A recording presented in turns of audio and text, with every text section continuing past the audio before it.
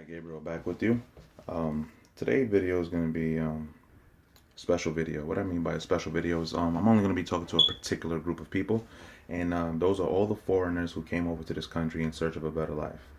Um, those are for the people who left their country because the living conditions weren't habitable, or there was no future, or there was no type of career choice, or any type of advancement to to grow. All those who were faced with adverse situations that would render population helpless. Those people who came over here to find a better life, in search of a better life. I'm also talking. This video also addresses the governments. Um, Foreign governments who make alliances with this country here, America, and also other countries such as China, Russia, the big countries, you know, who are, who are up in advancement, who are, well-to-do countries, countries that are successful.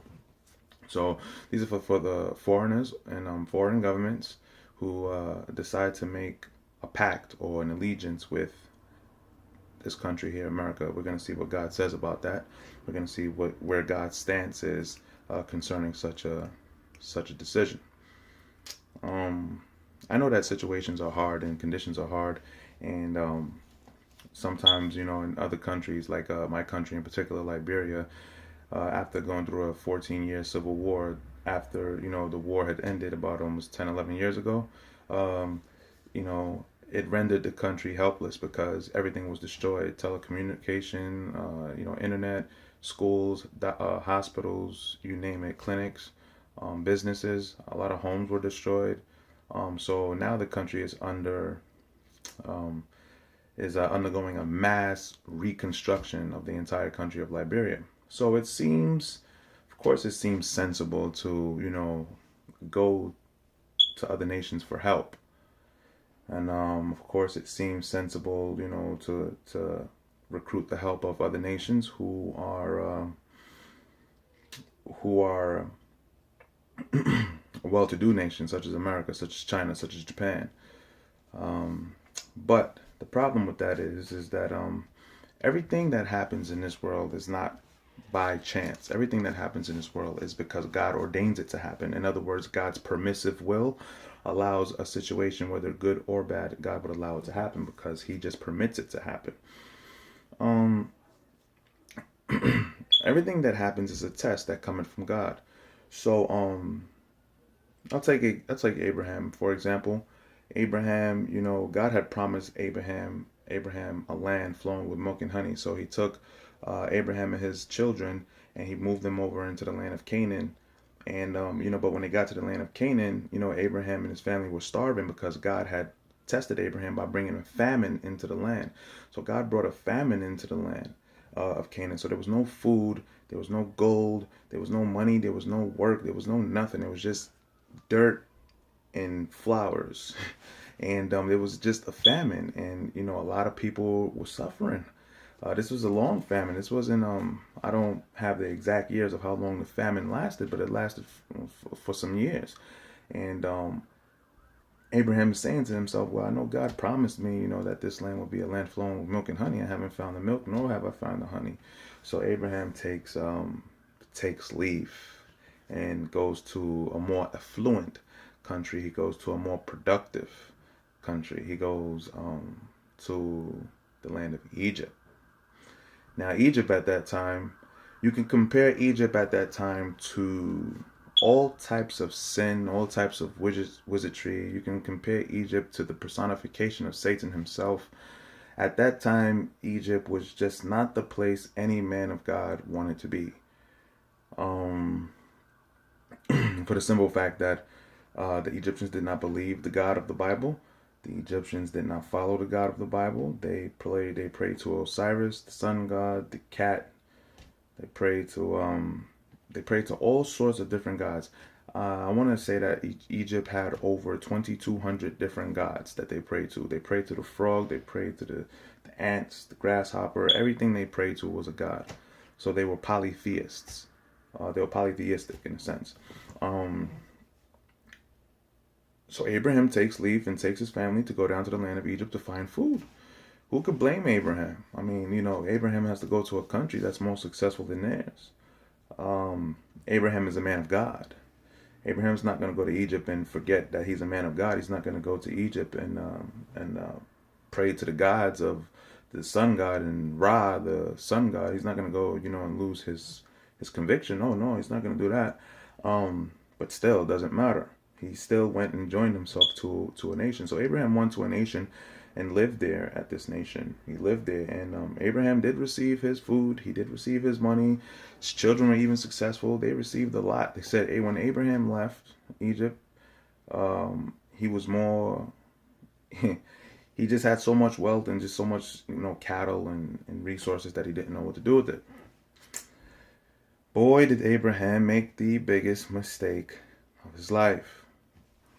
And because of that mistake, because Abraham did not wait upon God's word, because Canaan was the land chosen by God for his children, because Abraham did not wait, because Abraham, just like any one of you would have the same excuse. Well, I want to look out for my family.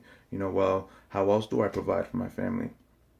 God sees that I'm trying to do good by my family, so why would God, blame me for this? But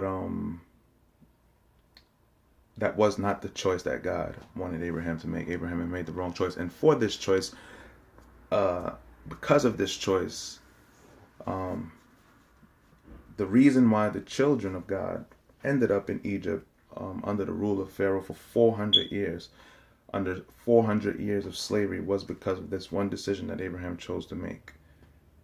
Okay, it was a big mistake. Abraham had failed that one test. But once again, he failed it. Doesn't mean that it wasn't the will of God. Just because you fail something doesn't mean it's not the will of God. But the big difference between then and now is that was then and this is now. We're not going to have, when we make the mistake, we're not going to have so many other generations after us to make up for the mistake of the previous generation. So the big difference between that situation and this situation is because that was then and this is now. Okay, I don't know if a lot of people are under the assumption that our children's children and children is going to have a future. A lot of people are under that false assumption. That is a false assumption. This is the last hour. We are the generation that is supposed to learn from the mistakes of our forefathers, Abraham, Isaac, and Jacob, on things on what not to do, because this is the final hour. So what happened, previous is it's preparing us for what is getting ready to happen again, which is already currently happening now. So basically, just getting back to what I was saying, it was a test that Abraham failed, and because Abraham disobeyed God, keyword, disobeyed God, he was supposed to stay in the land of Canaan. He wasn't supposed to go to Egypt. Okay. He went to seek after a nation who had corrupted themselves in so much sin, so much sexual immorality, so much heathenism, so much corruption, so much vileness, so much lewdness. I mean, oh my goodness. He went to a very sinful nation. Now, today, getting back to the nations of today, also, from the Spanish nations, from the African nations, from the northern nations, all the nations that say that to themselves that they want to come to America to seek out a better life. Know that our father Abraham did this and he failed. He was successful in meaning that he received the riches. He received the reward that he was looking for, and he received all the degrees, and he received all the affluence and all the wealth. He received it, but he failed God.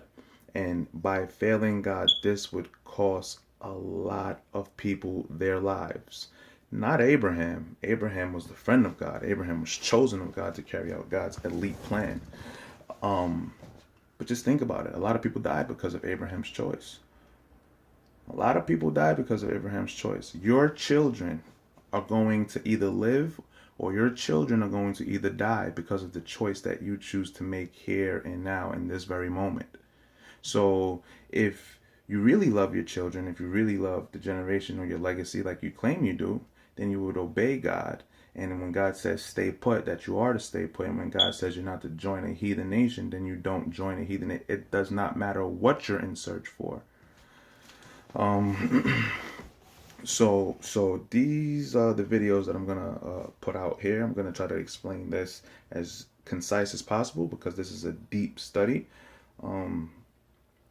But getting back to Liberia and all these other, Western, Eastern nations, it's hard. I understand it's hard. It's hard. It's very hard. So hard, to sustain in your current predicament right now. But God does not want an alliance with a nation that is bound to hell. God does not want Liberians, Nigerians, Ghanaians to leave their home, a home flowing with milk and honey. I mean, the resources that are in these places, I mean, I cannot even begin to explain how much more wealthier you are than the country of America. God does not want you to leave your home flowing with milk and honey because you want to come and experience a better life, because you're in search of a better education. Your education, trust me, I'm an American and I'm telling you this, all foreigners, I'm telling you that your education is a lot better than the education you're going to get here in America. Because where you're at right now, you have the fear of God. That's all the education you need. When you get here and corrupt yourself with our Western teaching and with our Westernization and whatever we want to put in your brains, you're going to draw further and further away from God, depending on how strong your spirit is. So I'm just letting it be known that when the going gets tough, just don't say die and, just run to another country. It's not called being ambitious. It's not called, being adventurous. It's not called trying new things. It's called being stupid and disobedient toward God. You understand what I'm saying? God, under no circumstances, wants his people to join with the likes of the Americans or the likes with the Chinese or the Japanese. Okay, now, doesn't mean that Liberians are righteous people and the Americans are not. No, all the nations are sinful before God. God says all the nations are sinful before him. But God says it doesn't make no sense for a sinful nation like Liberia, Nigeria, Ghana, or any other country. God says it doesn't make sense for a sinful nation, to come and join another sinful nation. Because God says when he comes to destroy sin, he has to destroy everybody. So why then would sin join sin? You understand what I'm saying? And this is what we're going to talk about in the scriptures that are coming up.